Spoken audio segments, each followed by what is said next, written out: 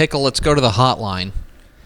We're pleased to be joined by the head coach of the San Antonio Harlan Hawks, bound for the regional final.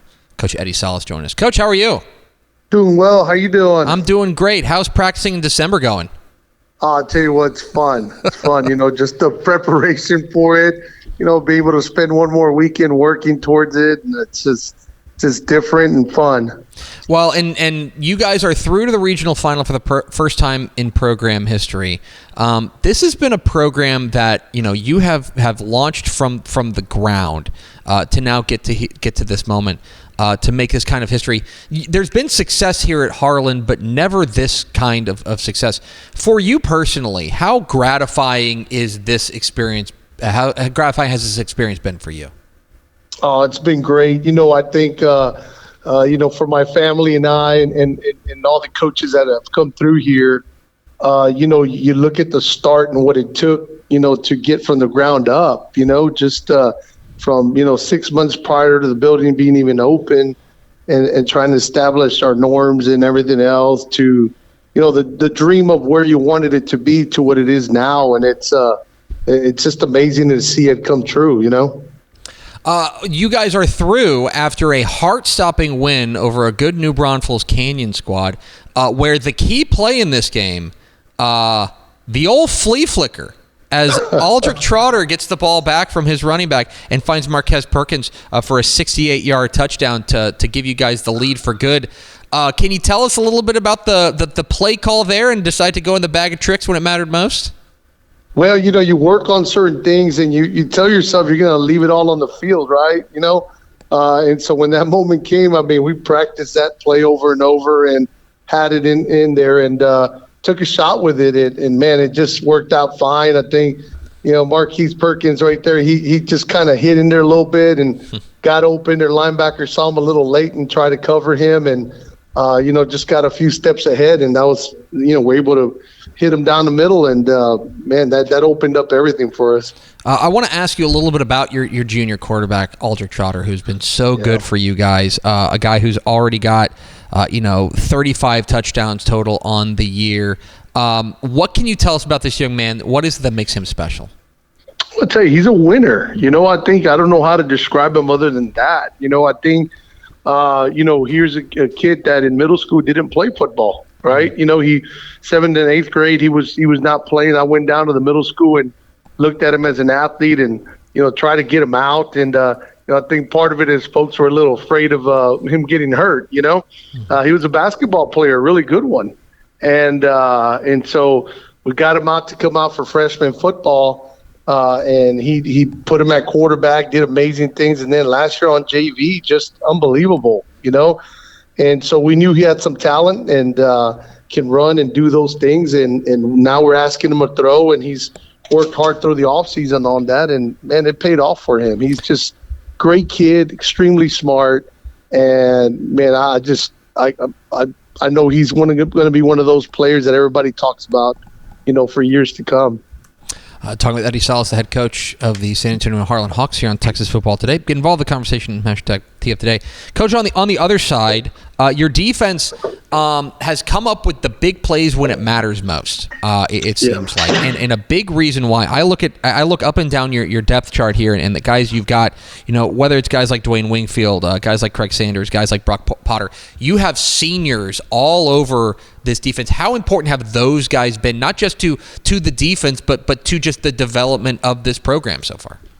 I'll tell you what the interesting part of it is really we had 3 returners with Craig Sanders, Dwayne Wingfield, and Cody Brown, and actually Ciccarello, who's on the D line. But other than that, there was a lot of new JV guys in there, and it was one of those question marks for us of what we, how they were going to be. They had a great offseason, and then I had to hire a new defensive coordinator late in May. So there's just a lot going on there between switching defenses and switching coaches and having a lot of new players that I thought it was going to take a while for the defense to come along. And, man, they proved us wrong really, really quick. The kids adapted to everything, the changes, and, they come out on fire every week, and every week they're getting better, and every week we get to play one more week, they get even better, and so just excited for all that, that group of kids. I want to do what all coaches love to do this time of year, and I want to talk about a game you lost. Let's go back to your district opener. You guys played Brennan, obviously an extremely good team, and they kind of hand it to you. 51-14 in that ball game. But since then, you guys have been literally unbeatable at that point. What did you guys take from that game that has you guys now playing in December? There's always lessons to learn, and I'm gonna say Steele and just the way they played, and then you got Brennan in town, and you got those teams there, and those teams for us in San Antonio have been predominantly the top teams, and so sometimes, especially our neighbor Brennan, when you face them, our kids know each other. You know what I'm saying? And I think there's more of an emotional tie sometimes to that team, and we get caught up and wrapped up in it. And, we're trying as a coaching staff to go, here's the next team. You know what I'm saying? And so when you look at it, we had a lot of youth playing on there. We had a new quarterback. We had some. It was the first district game. It was the third game, I believe, of the season. And so I think what we learned from there is that, when you win the first two and you feel good about it, you play that third one and you really get hit in the mouth a little bit. You start going, okay, this is what our kids can really do well and what they really need to work on, and we got working, and the kids got working, and we changed it around, turned it around. And finally, Coach, last week you guys got a big win at Bobcat Stadium in San Marcos. You're returning to the friendly confines there for the regional final. You guys will take on Vandergrift out of the Austin area. I know you guys have been working on the Vipers. I don't want to ask you to give away all your secrets here, but when you take a look at what you guys are going to be up against on Friday night, what do you see? You got a very experienced team with a very experienced coaching staff. We played them 2 years ago, and I know Drew Sanders just amazing job. Their defense, their front three just alone, their D line is unbelievable. They come at you hard. They're really physical on defense, and I think that's what we got to match. Our offense got to match their physicality. In order for us to be successful.